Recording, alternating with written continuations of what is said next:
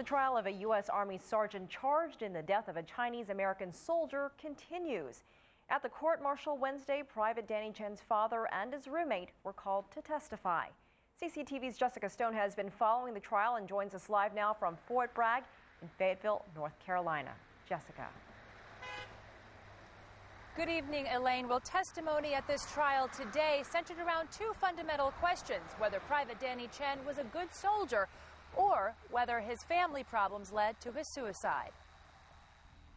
Private Danny Chen's last home was an army base in southern Afghanistan, a place where just 20 soldiers had to hold back insurgents, sometimes pulling guard duty up to 18 hours a day.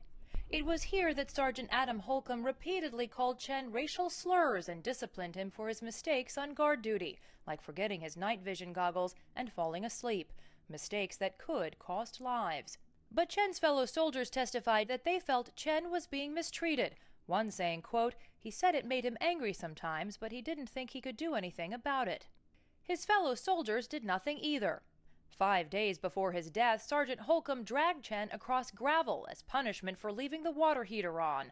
One soldier said Chen never got trained how to use the heater. One of Holcomb's superiors says he told Holcomb that, quote, "He shouldn't have done it." Chen's fellow soldiers say he gave no hint of depression, but had confided that he had been disowned by his family. In our exclusive interview with Danny's parents, his father said his proudest moment of Danny was when he returned from basic training in Georgia. He told the jury Wednesday, quote, "He was like a pearl in my palm. I would never disown my son." And we last heard from the Army medic who actually treated Private Danny Chen after he was dragged some 40 yards, Elaine, by Sergeant Holcomb at that outpost in Afghanistan. He told the jury that these injuries were, quote, scrapes and abrasions, but that they were not serious enough to report to higher authorities. And Jessica, what can we expect tomorrow?